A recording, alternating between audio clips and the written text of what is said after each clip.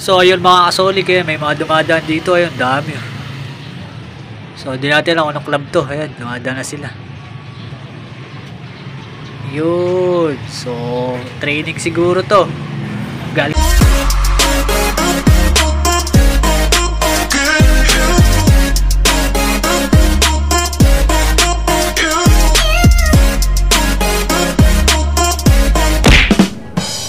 Good evening mga ka-Sonic. So yun, welcome back dito sa ating channel, Sonic Vlog. So yun mga ka-Sonic, so loading time mamaya-maya ng konti. So maaga pa, medyo maaga pa, time check. Yan, 5:34. So yun, so i-update ko muna kayo dito sa nag-iisa nating Warriors na si Pula. So siya nalalagi isa, si Red Choco pala. So tara, pakita ko sa inyo, let's go. Iyon mga ka-Sonic, so ito na si Pula natin, kasama si Red Choco natin, ayan. Kasama niya yung kapares niya, yung kapatid niya mismo. So ilaload natin siya maya-maya, Tagkawayan Quezon ang release nila sa linggo. So sana mag-speed siya ng maganda at makapagpadulo tayo kahit isa na lang yung Warriors natin. So ayan. So ito yung ating mga YB, nagsiksikan sila. So kukulin na to bukas ni Boss Jeric, yung isa sa John Arden natin. Ayan. So ito yung isa lang yung puti sa pakpak.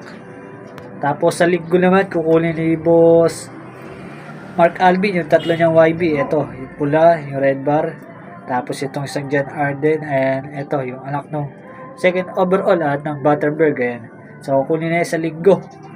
So mababawasan na. Ang matitira na lang na ano natin, ito yung break. Itong nasa gitnang black check. So February pa kukunin to. So medyo magulang-gulang na yan pag nakuha niya. So yung dalawa natin panlaban, ito yung pula na red bar, eh, naka-NHPC. At saka ito isang John Arden natin na to. So yun lang yung panlaban natin. So yun mga Sonic, mamaya ulit pag ilalagay ko na sa training box si Red Choco. Peace. At yun na nga mga ka-Sonic, loading time. So time check 8:25. So tara, lagyan na natin dyan si pula, si Red Choco. Let's go. Yun mga ka-Sonic, so good luck sa kanya. Tagkawayan Quezon sa linggo. So abangan nila natin siya mga Sonic. So yun, peace. 3 days later. Good morning mga ka-Sonic. So yun, maglilinis muna tayo ng ating lab. Sobrang aga pa mga ka-Sonic. So maaga tayong maglilinis para maaga rin tayo matapos. At mag-aabang tayo mamaya kapag dating ni Red Choco. So ayun, linis muna tayo. Pakita ko muna sa inyo yung lab natin bago natin nilinisan. Let's go. Iyon mga ka-Sonic, so makikita nyo, napakadumi na ng ating lab. Ayan. So ito yung ating mga breeders. Ayan, napakadumi ng ano. So lilinisan muna natin yan. Tapos yung mga YB natin, ayun, nilagay muna natin doon sa ating aviary na yan. Diyan muna sila habang maglilinis tayo. So ayan. So linisin na natin yung mga Sonic. Let's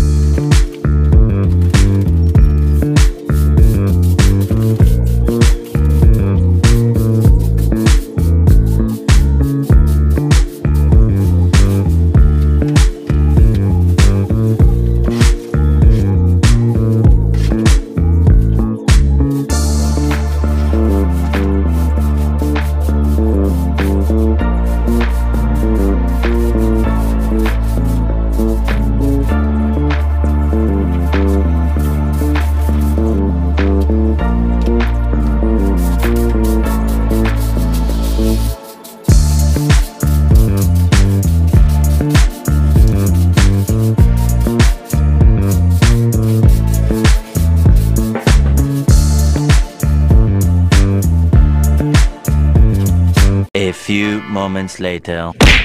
Iyon mga ka-Sonic, so tapos na tayo maglinis ng ating baratang loob. So maaga pa. Time check 6:50 mga ka-Sonic. So hindi pa naman nai-release yung ibon natin doon sa Tagkawayan. So hindi pa nagpo-post si Boss Norman Tech kung anong oras i-release yung ibon natin doon. So pero sigurado nandun na yun. Yung oras na lang ng pag-release. So ito muna yung ating mga YB. So mamaya kukunin na to ni Boss Mark Alvin yung tatlo niyang YB sa atin. So ayan, mamayang hapon, mga hapon daw siya makakapunta rito. So dyan muna sila sa viewing. Para habang hinihintay natin yung panlaban natin, dyan muna sila. So, update ko na lang kayo mga Sonic kapag na-release na yung ibon natin doon. So, sana maganda yung panahon doon at para makapag-pauwi tayo ng maganda. So, yun mga Sonic. Update ko na lang kayo mamaya. Peace! 2 hours later. Iyon mga Sonic, good morning. So, mag-aabang na tayo maya-maya ng konti. Na-release na yung ibon natin ng saktong 7:30 AM doon sa Tagkawayan, Quezon. So, sana makauwi ng ligtas yung ating mga ibon. So, good luck po sa lahat ng may race ngayong araw ng linggo, sa mga may derby. So, good luck po sa atin lahat. At yun, shoutout muna natin si Boss Roldan Mendoza. So, shoutout sa kanya mga Sonic, mga solid ka-Sonic natin dyan. Shoutout po sa inyong lahat. Maraming salamat dito sa suportang tunay. So, ayun mga ka-Sonic. So, yung panahon natin dito is maganda naman. So, tara, pakita ko sa inyo. Let's go! So, ayun mga ka-Sonic, yung panahon natin. Ayan, tirik yung araw, maganda yung araw. So, tamang-tama yan. Maganda pauwi yan sana. So, time check. 7:47. So, maaga pa. Siguro ang datingan ng ibon natin dyan is pa-forecast na lang natin. Papakita natin dyan sa screen. Yung forecast natin mga Sonic. Kung anong oras darating yung ibon natin. Kung anong speed ang maililipad niya sa Tagkawayang Quezon. Kung ilang speed ang ililipad natin. So, yun mga Sonic. So, maya-maya magpapatuka rin tayo. Ito yung ating mga YB. Diyan lang muna sila. So, update ko na lang kayo mamaya mga Sonic. Peace! Iyon mga ka-Sonic. So, makakulimliman yung panahon natin dito. So, time check. 9:48. So, mag-i-speed na lang tayo nito ng 1-2. Kung uwi, ibon natin. So, hindi naman umuwi ibon natin ng ganun. Kaya siguro mga 1,000 plus o 900. Mga ganyan lang. Abangan natin. So ngayon is makulimliman. So baka umuulan sa dinadaanan ng ibon natin, kaya delikado. So abang-abang na lang tayo mga Sonic kung darating pa si Red Choco natin kung anong oras. So ayun, mamaya ulit. Peace. So ayun mga Sonic, may mga dumadaan dito, ayun, dami. So di natin lang anong club to, ayun, dumadaan na sila. Yun. So training siguro to. Galing south. So yung ibon natin is wala pa. Ayun. Ito yung ibon natin mga Sonic yan. So time check 10:02. So 1-1 speed na ito. Pag umuwi agad, pag pumasok. So 1-1 speed yan mga Sonic. So hintayin natin kung papasok si Pula. So maganda yung speed niya ngayon. Maganda pa uwian. So yung sa ibang lugar sigurado mas mabibilis. Ibon na tayo mga Sonic. Si Red Choco natin dito na. So hintayin na lang natin pumasok yan. Pag lumanding yan sa landing board, okay na yan. So yun, umiikot pa rin siya. So magpaposte na naman ata yun. So hintayin natin mga Sonic. So yun, si Red Choco natin nasa poste mga Sonic. 10:05. So umuubos na siya ng halos 3 minuto na. So ito yung si Pula, pinaris na yung kaparis niya. Ilabas muna natin para sigurado. So nasa poste. Yung problema natin dito pagka poste muna, hindi agad direkta landing board. So tingnan natin kung anong oras bababa yun. Pero mabilis yung lipad niya sana. 10:06. So sayang ng minuto. Awit. A few moments later. Yun mga ka-Sonic, clinak na natin. So 10 na siya pumasok mga Sonic. So sayang yung halos 8 minutes. So 10:02 nakita natin siya may steady. Pero 10:10 na siya pumasok. Yun lang mahirap sa kanya. Di agad-agad siya pumapasok. Ayun siya, sayang. So pero ganun pa rin. Sa speed pa tayo ng 1-1 plus mga Sonic. So mabilis na siya. Sana sa derby ganyan mag-i-speed natin. Mabilis para may chance tayo. Pero dito sa fan race natin is wala. Tagilid tayo dito mga Sonic. Marami pa rin mas mabilis. Baka may nag-spin ng 1-3 dun. At tutulid. So ito si Red Choco natin. So nakapagsabayan siya sa mabibilis kahit papano. So may nadaan na siguro silang bagyo. Ulan. So ayan itsura niya.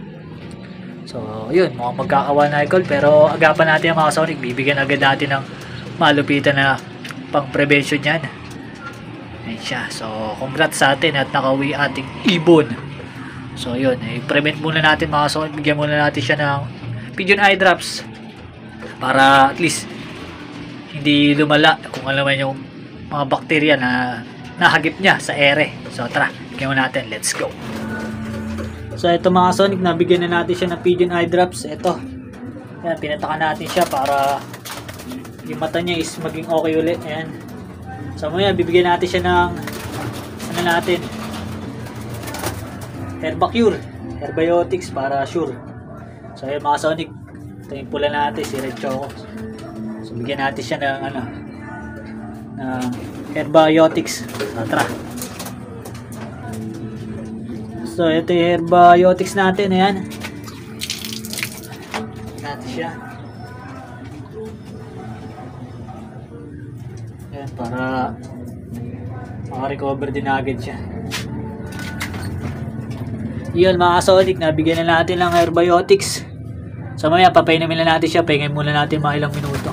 Pero nakapagpahinga na yun, mahaba na kasi ano na tumambay na siya sa poste. So bigyan na natin, let's go. So ayun mga Sonic, uminom na siya, si Red Choco natin. So i-recover natin agad para sa derby. Isa ready tayo. So nasa speed na ito, nasa 1-1 plus pa siguro yun. Kasi maaga pa yun, mabilis pa yun mga Sonic. So marami rin mabibilis na ibon na dumaan kanina. Kuha natin sa video. Pero ito si Red Choco natin. So congrats sa atin mga Sonic, nakauwi agad yung ibon natin, solid. So sana maging ganyan yung speed natin sa derby, sa darating na derby. So bibigyan na lang natin siya ni Sneaky Mix natin para mabilis siya makarecover. So yun, malaking bagay sa atin to mga Sonic. Sana ganito maging resulta natin sa derby. So yun, good job ka sa akin Red Choco. Good luck sa'yo sa derby. So yun lang mga Sonic, may ulit, peace. Yun mga ka-Sonic, so nakarating na yung ibon natin dito ng mabilis. So ano kayo magiging speed natin? Pero tingin ko mga nasa 1-1 plus pa yung speed natin na yun. At tingnan din natin kung sino yung mga nag-speed ng mas mabibilis pa sa kanya. So sana sa derby, darating na derby is ganyan maging speed natin. Para medyo may laban-laban tayo. So ayun mga Sonic, nakauwi na si Red Choco natin. Congrats sa atin at congrats din sa lahat ng mga nakapagpa-uwi ngayong araw ng linggo. Maraming salamat din sa mga followers at subscribers natin dyan sa walang sawang nanonood dito sa ating mga video. So abangan nyo na lang mga Sonic yung susunod pa natin mga video sa darating na derby natin. So isang ibon lang ang ilalaro natin, patibayan na lang mga Sonic. So yun lang, God bless to all, thank you for watching, peace.